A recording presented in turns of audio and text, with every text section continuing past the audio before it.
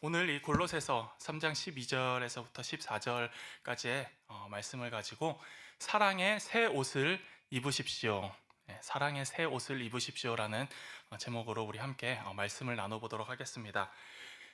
사도 바울이 기록한 대부분의 이 편지들, 사도 바울의 이 서신서들 많은 부분을 보면 교리편과 실천편으로 나누어져 있는 것을 볼 수 있습니다. 앞부분에서는 하나님께서 또 어떤 분이시고 하나님께서 또 무엇을 원하시고 교회는 어떤 곳이며 이런 교리들에 대해서 이야기를 하고 그 뒤에는 우리가 그 교리들을 바탕으로 어떻게 그리스도인으로서 삶을 살아가야 하는가 이것에 대해서 이야기하고 있습니다. 이번 달 우리가 묵상하고 있는 이 골로새서도 마찬가지로 1장과 2장까지는 교리편이고 그 뒤에 3장과 4장에 나오는 내용들은 실천편입니다. 그래서 이 1장과 2절에서 지금 상황은 골로새 교회에 수많은 거짓 교사들, 이단들이 나오고 그런 사람들을 어떻게 하면 또 멀리할 수 있을지, 또 그들이 가르치는 그 거짓 교리들 안에서 어떻게 믿음을 잘 지킬 수 있을지, 그 거짓 교리를 분명하게 파헤치는 작업을 하고 있고, 그 이후에 3장과 4장에서는 그럼 우리가 그리스도인으로서 우리 삶을 살아나감에 있어서 어떻게 살아나가야 하는가라는 이 실천, 또 윤리적인 가르침을 우리에게 던져주고 있습니다. 이 사도 바울이 그의 서신을 통해서 이 각 교회에 보낸 그 교훈들, 그것은 교회들은 교리적인 문제와 함께 날마다 그 교리적인 문제만 가지고 있는 것이 아니라 그것과 함께 우리가 그리스도인으로서 살아갈 때 넘어질 수 있는, 그래서 어떻게 해야 한다라는 실천을 항상 그런 문제들을 동시에 또 가지고 있습니다. 모든 교회는 교리적으로도 바로 서 있어야 하지만 그 바른 교리 안에서 우리가 그리스도인으로서 삶을 살아나가는 것이 매우 중요합니다. 그래서 사도 바울은 골로새서 이 앞의 절반인 1장과 2장을 통해서 이 골로새 교회 내에 들어온 이단 사상을 지적하고 있습니다. 그들은 그리스도인들도 구약의 율법을 철저히 따르고 지켜야 한다고 지적하고 있습니다. 물론 구약의 율법을 따르는 것 중요하지만 사도 바울은 그것이 우리의 삶을 얽매이고 또 그걸로 인해서 우리가 하나님 앞에 신앙생활을 하는 데 있어서 어려움을 겪는다면 그것은 초등학문에 지나지 않다라고 이렇게 평가하고 있습니다. 우리가 정말 중요한 것은 예수 그리스도의 이 십자가와 함께 못 박혀 또 죽음으로써 우리가 성도다운 삶을 살아야 하고 우리의 일상생활에서도 승리해야 된다. 그러함으로 우리가 참 자유를 누리게 된다. 이런 가르침을 또 주고 있는 것입니다.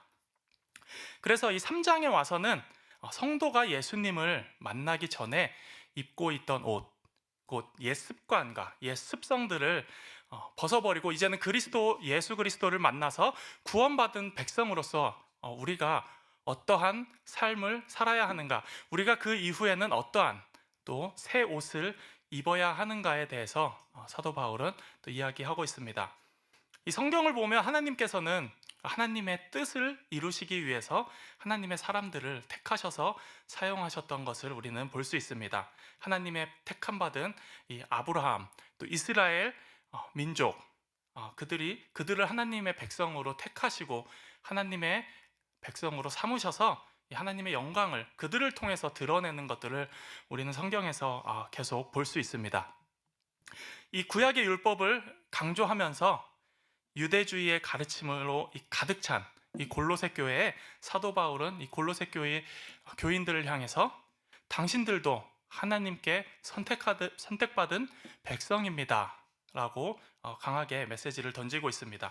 이스라엘 백성뿐만 아니라 유대인들뿐만 아니라 이방인인 이 골로새 교회 성도인 여러분들도 예수 그리스도를 통하여서 하나님의 선택받은 백성입니다라고 이야기하고 있는 것입니다. 하나님께서 나를 선택하셨다는 것, 이것을 우리가 깨닫게 될 때 우리의 삶의 목적과 방향이 완전히 또 달라지는 것을 우리는 보고, 주변에서 보고 우리 스스로도 경험할 수 있습니다. 하나님의 택하심을 알지 못할 때, 깨닫지 못할 때는 내 자신이 모든 것의 주체라고 생각하게 됩니다. 하나님을 알지 못할 때는 내가 선택하는 것이고 그 결정을 따라서 내가 그것들을 살아가는 것이다, 이렇게 생각합니다. 하나님을 믿기로 한 것도 내 선택이었고 이 교회를 선택한 것도 다 내가 가기 원해서, 내가 좋아서 선택한 것이다 라고 생각하게 된다는 것이죠. 하지만 이런 생각을 가지고 신앙생활을 하고 있는 사람들에게 하나님이 분명하게 말씀하고 계십니다. 너희들도 선택받은 백성이다. 하나님을 선택하는 것이 나의 선택이다라고 생각할 때 우리는 그저 하나님을 나의 소원 들어주는, 나의 길을 인도해주는 요술램프에 지나지 않는다라는 또 그런 생각을 가지고 살게 되는 것입니다. 목표는 자신이 정하고 또 하나님은 나의 목표를 그저 이루어 주시는 도구에 불과하다라는 그런 생각에서 또 벗어나지 못하는 것이죠. 하지만 이 사도 바울은 오늘 본문을 통해서 정반대로 이야기하고 있습니다. 내가 하나님을 선택해서 믿는 것이 아니라 하나님께서 나를 선택하시고 또 나를 불러주셨다. 이 선택의 주체도 하나님이시고 그것으로 인해서 모든 결정도 하나님에 의해서 이루어지는 것이고 그것들을 인도하시는 분도 다 하나님이 하시는 것이기 때문에 하나님의 목적에 따라서 우리는 삶을 살아가야 한다라고 이야기하고 있는 것이죠. 하나님께 부름을 받았다, 하나님의 일을 한다라고 생각하는 이 소명의식, 그것은 하나님께서 나를 선택하셨다는 믿음을 가진 사람들에게서 찾아볼 수 있습니다. 하나님께서 나를 선택하신 이유에 대해서 깊이 생각하게 되고 또 그 부르심대로 내가 따라 살아가야겠다라는 것을 이렇게 깊이 묵상하게 된다는 것이죠. 하나님께서 모든 것의 선택의 주체이다라는 생각을 하는 사람들의 살아가는 신앙생활을 하는 자세가 그렇습니다.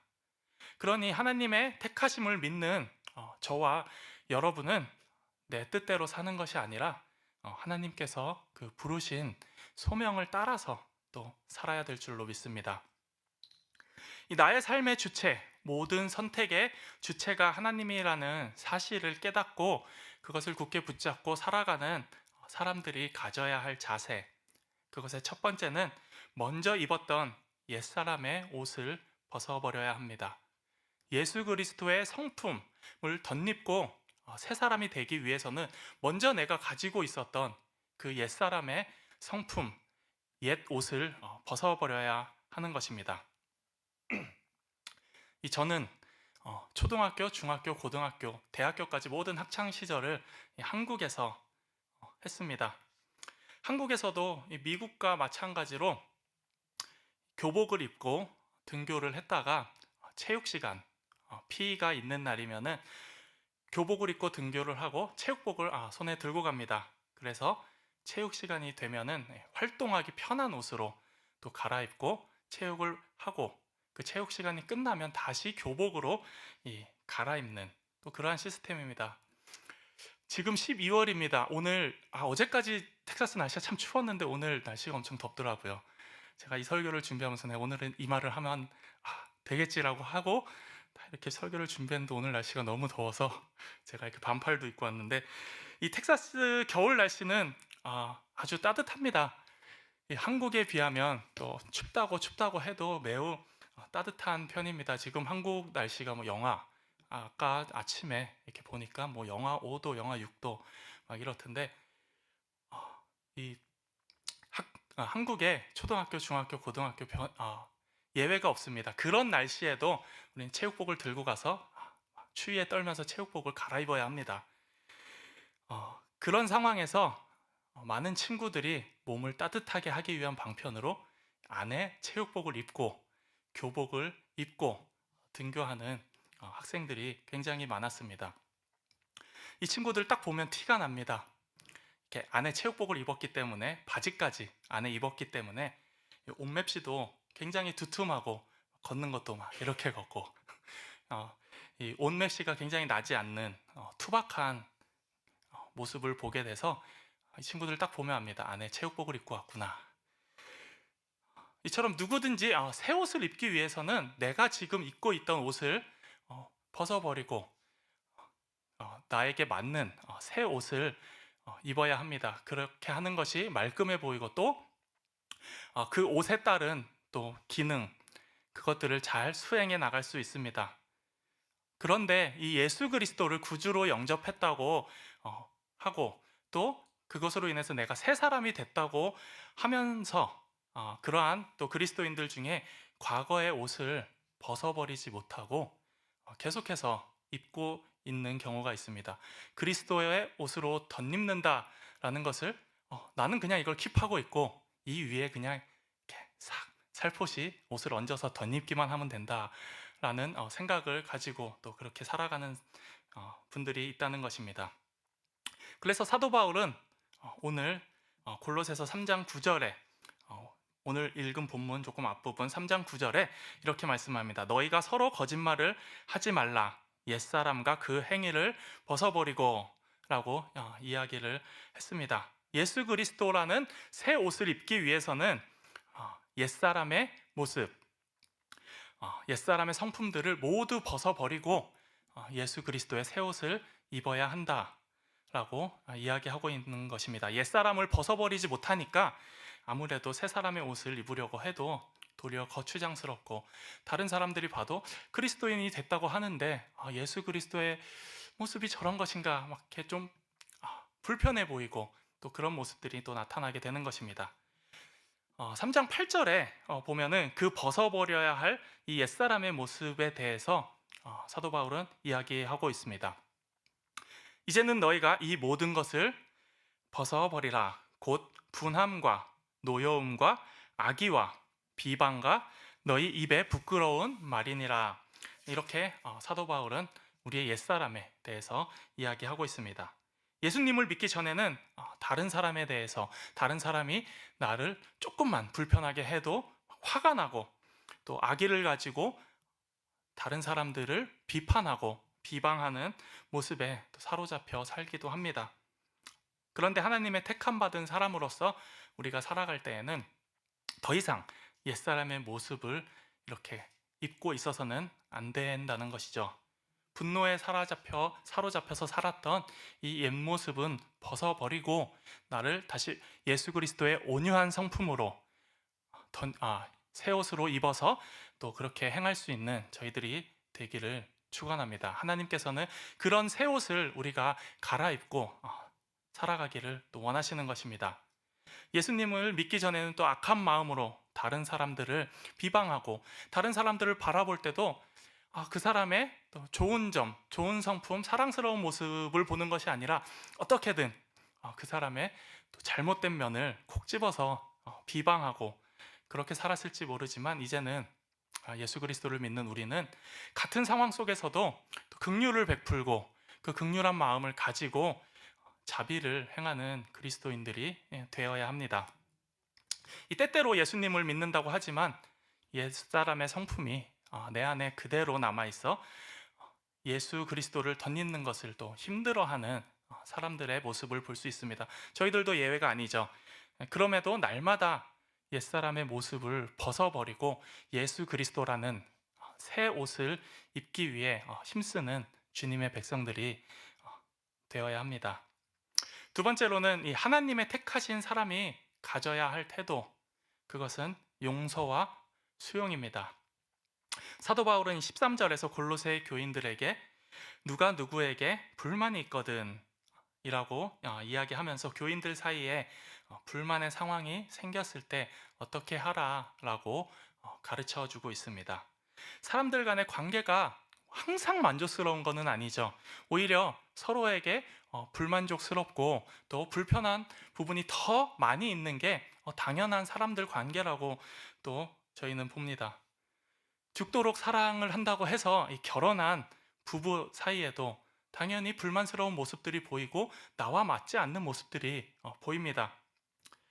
저는 아직 경험을 안 해봤지만 이 갱년기를 경험하시는 분들, 특히 여성분들 말씀을 들어보면 그 순간에는 정말 모든 짜증을 아, 참을 수 없다고 합니다.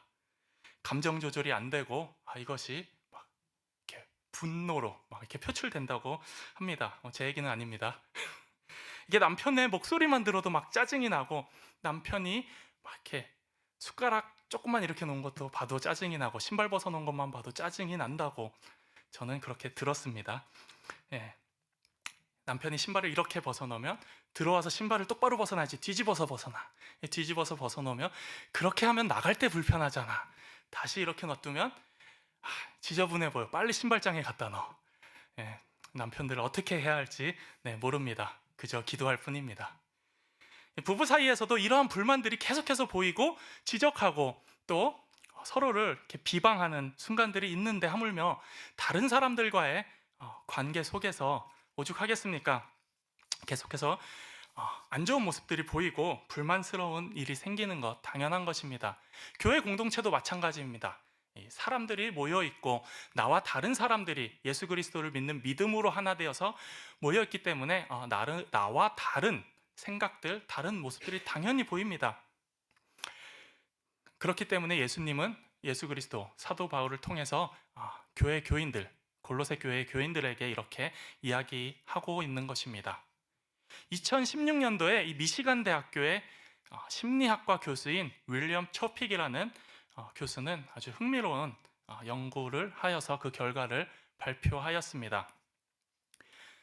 1981상 거의 이 4,000명이 되는 중년 남녀 커플을 관찰하면서 행복감과 또 건강 사이에는 어떠한 관계가 있는지를 연구하고 또 발표한 것입니다. 결론부터 말하자면 다들 예상하셨듯이 행복한 파트너와 살면 건강해진다.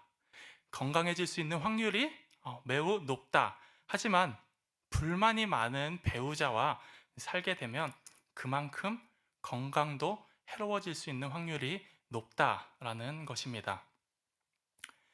이러한 연구를 바탕으로 초픽 박사는 세 가지를 이야기하고 있습니다. 첫 번째는 불만 속에 사는 사람들의 주된 관심사, 그들이 초점을 맞추는 것은 이 불만스러운 상황입니다. 자신이 경험하는 이 스트레스의 상황 때문에 다른 사람들을 신경 써주거나 다른 사람들을 돌봐줄 생각을 하지 못합니다. 반면에 행복감을 느끼는 사람들은 그 상황을 보는 것이 아니라 그 사람을 봅니다. 따라서 주변 사람들을 잘 챙기고 잘 돌보는 경향이 있다고 합니다. 그러니 나의 배우자, 나의 아들, 딸, 그들의 건강에도 매우 관심을 기울이게 되고 잘 이렇게 서포트하고 돌봐주는 경향이 있다는 것입니다. 두 번째는 쉽게 우울감을 느끼는 사람들의 수면 패턴은 매우 불규칙하고 그것으로 인해서 늘 기운이 없는 데에 반해서 행복감을 가지는 사람들은 제 시간에 숙면을 하고 이렇게 깊은 잠을 잘 수 있기 때문에 사람들이 더 건강하다는 것입니다. 숙면도 하고 또 운동도 많이 하기 때문에 이 자신과 배우자 서로에게 또 건강함으로 이렇게 건강에 도움을 준다고 합니다. 이 마지막 세 번째는 초픽 박사가 연구한 이 세 번째 연구 결과에 따르면 삶에 불만이 있는 사람들은 그것을 하기 위해서 세상적인 방법들을 찾는다고 하는 것입니다. 담배를 피고 또 술을 마시고 이것들이 나의 스트레스를 조금이라도 해소해 줄까 계속 이 세상적인 방법들에 연구를 이렇게 매달린다는 것이죠. 그렇기 때문에 그 사람들의 건강은 또 날로 나빠질 수밖에 없지만 행복감을 가지는 사람들은 그러한 것에 의존하지 않는다라는 그 결과를 보면서, 그렇기 때문에 그 사람들은 더욱더 건강한 모습을 유지하며 살 수 있다라고 그 연구 결과를 발표했습니다. 서로가 살다 보면 좋을 때도 있지만 그렇지 못하고 불만이 생길 때도 당연히 있습니다. 불만의 상태가 불만스러운 상황이 가족 간에 생길 수도 있고 또 친구 간에 생길 수도 있고 예수 그리스도의 형제 자매로 모인 이 공동체 안에서도 당연히 생길 수 있는 것입니다. 따라서 사도 바울은 골로새에 사는 이 교인들 사이에서도 당연히 이러한 일이 일어날 수 있는 것을 잘 알기 때문에 골로새 교인들에게 서로에게 불만이 있으면 어떻게 해라 라고 이 편지를 통해 미리 이야기해주고 있습니다. 바울이 관심을 가지는 것은 불만의 종류나 어떤 상황이 아니라 어떤 종류의 불만이 있든지 어떤 일이 생기든지 그것에 대처하는 그 방법에 초점을 맞추고 있습니다. 사람들 사이에서는 다양한 불만들이 존재합니다. 하지만 이 상대방에게 불만이 있을 때 그 불만스러운 상황, 그 불만스러운 그 모습에 초점을 맞추는 것이 아니라 그리고 또 그런 불만들이 생겼다고 해서 세상 것에 의존하여 또 술을 마시거나 담배를 피고 나의 건강을 해치는 것을 하는 것이 아니라 하나님의 택함 받은 사람으로서 나의 이 상대방도 나의 배우자도 나의 공동체에 있는 이 성도들 모두가 하나님께 택함 받은 백성이다 라는 생각으로 그 사람을 바라보고 서로를 또 세워줘야 하는 것입니다. 명확히 세상 사람들과 구분되어야 하는 것이죠. 그리스도인으로서 나의 하나님 안에서 하나 된 이 형제 자매들을 세워주고 불만스러운 상황을 보는 것이 아니라 그 사람을 또 보아야 한다는 것입니다. 사도 바울은 누군가에게 불만스러운 상황이 생겼을 때 어떻게 하라라는 가장 좋은 방법, 가장 중요한 방법 중에 하나로 서로를 용납하고 서로를 용서해라 라고 이야기하고 있습니다. 곧 이것은 피차간에 어떤 불만스러운 상황이 생겼을 때 그 사람을 용서하고 그 사람의 모든 것을 또 받아들여 줄 수 있는 긍휼한 마음을 하나님 안에서 가지라라고 이야기하고 있는 것입니다. 사도 바울은 다른 이들을 용납하고 용서하라라고 말하면서 그것의 모범, 모델로 바로 예수 그리스도를 이야기하고 있습니다. 예수님께서 너희를 용서하신 것 같이 너희도 그렇게 해라라고 말씀하고 있습니다. 우리가 다른 이들을 용납하고 용서하고 해야 하는 가장 큰 이유는 예수님께서 나에게 그렇게 하셨기 때문입니다. 우리가 다른 이들을 품고 용서할 때 우리는 그리스도를 닮은 모습이 우리 안에서 나오게 되는 것입니다. 그리스도라는 새 옷을 우리가 입게 되고 예수 그리스도를 닮아가게 된다는 것이죠. 마태복음 18장에 보면 베드로가 이 용서에 관해서 예수님께 질문을 합니다. 주님, 형제가 나에게 죄를 범하면 몇 번이나 용서해 주어야 합니까? 7번까지 용서해 주면 됩니까? 라고 예수님께 물어봅니다. 이 베드로가 7번을 용서해 줘야 합니까? 라고 물어본 것은 단순히 그 7번이라는 숫자가 중요한 것이 아니라 그 당시 사람들이 생각하는 이 용서의 횟수보다 나는 더 많은 용서를 해줄 수 있다. 당시 사람들은 이 랍비들은 이웃이 자신에게 범죄한 것이 있으면 3회까지, 3번까지 용서하라라고 가르쳤습니다. 그것을 바탕으로 베드로는 3번? 아니요, 나는 훨씬 더 많이 그 사람들을 용서하고 용납해 줄 수 있습니다. 그 사람들의 모습을 받아들여 줄 수 있습니다. 이렇게 이야기하면서 나름대로 이 자신의 이 모습을 예수님 앞에 또 드러내고 싶었던 마음도 있었던 것이죠. 그런데 예수님께서는 그 다음 절 22절에 한술 더 뜨십니다. 7번뿐만 아니라 70번씩 7번이라도 용서를 하라고 하십니다. 이걸 숫자적으로만 따지면 490번이죠. 하지만 이것도 숫자적인 의미가 아니라 끊임없이 계속해서 용서하고 수용하라라는 말씀입니다. 우리가 어떤 사람에게 불만이 있을 때 어떻게 해야 할까? 그 방법에 대해서 굳이 고민할 필요가 없습니다. 예수님께서 우리에게 제시해 주신 모범, 그 정답은 바로 용서하라. 그것도 계속해서 용서하라 라고 이야기해주고 계십니다. 불만의 관계 속에 있는 상대방을 용서하는 것은 이미 예수님께서 작정된 일이고 그것을 할까 말까 고민하면서 살아야 하는 것은 아닙니다.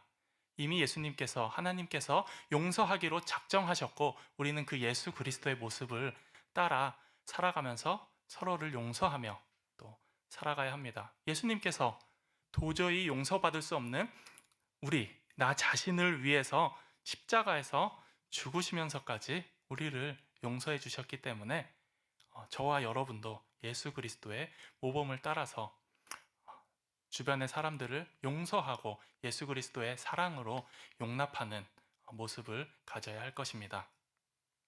하지만 예수님과 다르게 이 땅에 사는 저희들은 서로를 또 품지 못하고 용서하지 못하는 일들이 많이 있습니다. 사단은 계속해서 서로를 비난하게 하고 서로 잘못한 모습을 더 크게 보이게 하고 서로를 정죄하게 합니다. 사탄은 사람의 작은 허물이라도 계속 지속적으로 정죄하게 하면서 사람들 마음 가운데 상처를 주고 또 절망케 하고 그 안에서 계속 관계들을 비틀어 버립니다. 하지만 하나님이 택하신 사람들은 예수님과 같이 상대방의 허물을 끊임없이 덮어주고 용서하며 살아가는 사람들입니다. 하나님의 택함을 받은 사람들이 행해야 할 태도, 그것은 예수 그리스도와 같이 다른 사람들의 허물을 덮어주고 용서하는 것입니다. 예수님께서 그렇게 하셨기 때문에 예수님이 그리스도인들이라면, 나를 따르는 사람들이라면 나와 같이 내가 했던 것을 따라 해라라고 말씀하셨던 것, 우리는 그 말씀을 기억하면서 계속해서 다른 사람들을 품고 용서하는 예수 그리스도의 삶을 또 살아야 하는 것입니다. 로마서 12장 19절 말씀에 내 사랑하는 자들아 너희가 친히 원수를 갚지 말고 진노하심에 맡기라. 기록되었으되 원수 갚는 것이 내게 있으니 내가 갚아주리라. 주께서 말씀하시니라.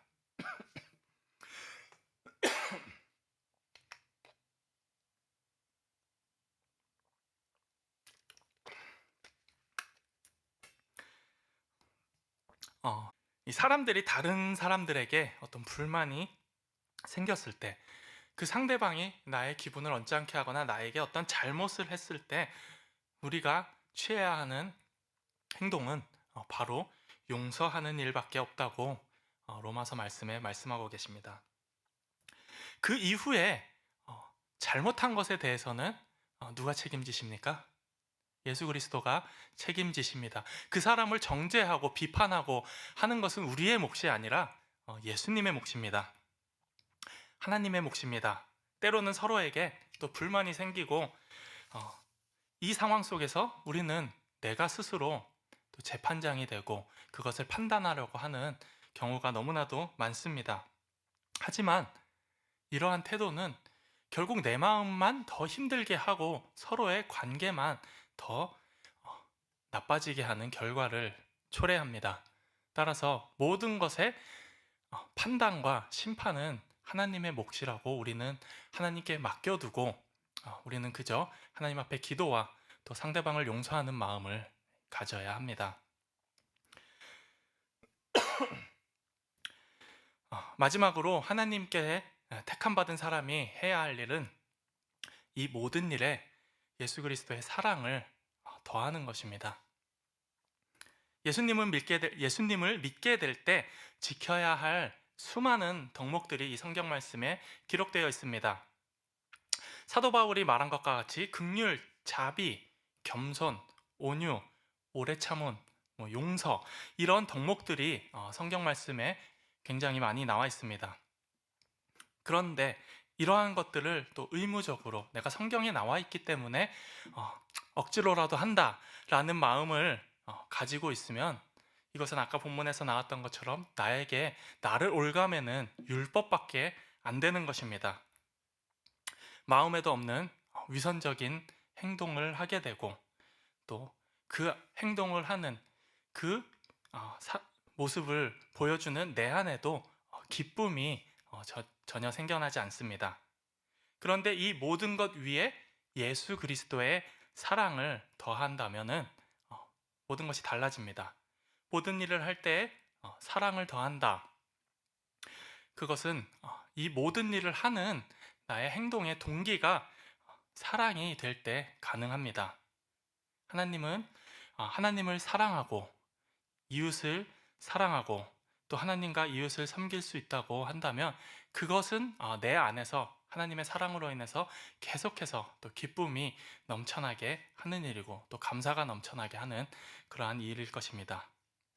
그리고 또 이 모든 것 위에 사랑을 더한다는 것, 그것은 예수 그리스도께서 우리를 위해 행하신 그러한 일이었습니다. 계속해서 우리가 말씀드리고 있듯이 예수님께서 행하신 모든 일들은 죄인을 위하여 죄인들을 사랑하셨기 때문에 하신 일입니다. 때때로 제자들을 꾸짖으셨던 것도 사랑으로 그들을 사랑하셨기 때문에 하신 것이었습니다. 예수님이 우리를 위해 십자가에 달려 돌아가시고 우리에게 구원의 은혜를 베푸신 것도 어떤 의무나 강제가 아니라 긍휼과 자비의 마음으로 우리를 위해서 그 일들을 스스로 감당하신 것입니다. 하나님의 택하심을 받은 자들, 이 모든 일을 할 때 예수 그리스도와 같은 사랑의 동기를 가지고 해야 합니다.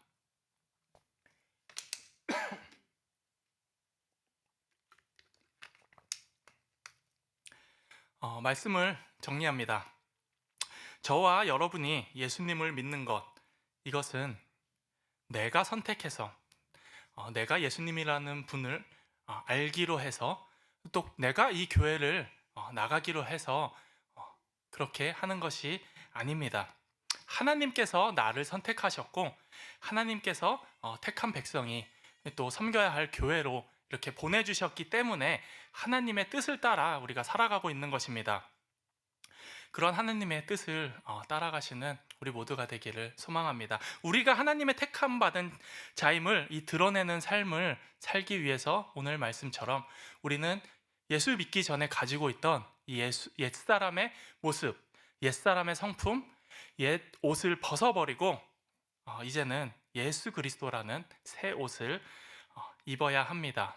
그 안에서 상대방을 품고 상대방에게 사랑의 옷을 덧입혀야 하는 것입니다. 예수 그리스도로 덧입기 위해서는 우린 반드시 좀 전에도 이야기했듯이 내가 가지고 있던 이 옛 모습을 벗어버리는 것이 중요합니다. 이것을 벗어버리지 못하고 이것을 그대로 가지고 있다면 새 옷을 입을 수 없을 것입니다. 우리는 이 육신의 욕망을 벗어버리고 신령한 예수 그리스도의 은혜로 덧입어야 하는 것입니다. 잘 품고 서로에게 불만이 있을 때 예수 그리스도의 용서와 사랑의 모습을 기억하면서 우리가 서로를 또 섬겨야 할 것. 가장 중요한 것은 이 모든 것 위에 예수 그리스도 십자가의 사랑을 우리는 더할 수 있어야 합니다. 아무리 또 외적으로 칭찬받을 만한 훌륭한 일을 했다고 할지라도 그것이 사랑에 근거한 것이 아니라 어떤 내 모습을 드러내고 나를 자랑하기 위해서 한 것이었다면 아무런 의미가 없을 것입니다. 우리가 하는 모든 일은 예수 그리스도의 사랑에 근거한 것이어야 합니다. 무슨 일을 하든지 예수님과 같이 예수님께서 우리에게 베푸셨던 그 사랑을 기억하시면서 서로에게 사랑을 베푸시기를 축원합니다. 간절히 원하기는 우리가 하나님의 택함 받은 자로서 하나님께서 원하시는 대로 잘 입고 서로를 잘 품고 이 사랑을 더함으로써 예수 그리스도의 모습이 우리를 통해서 온전히 드러나기를 축원드립니다.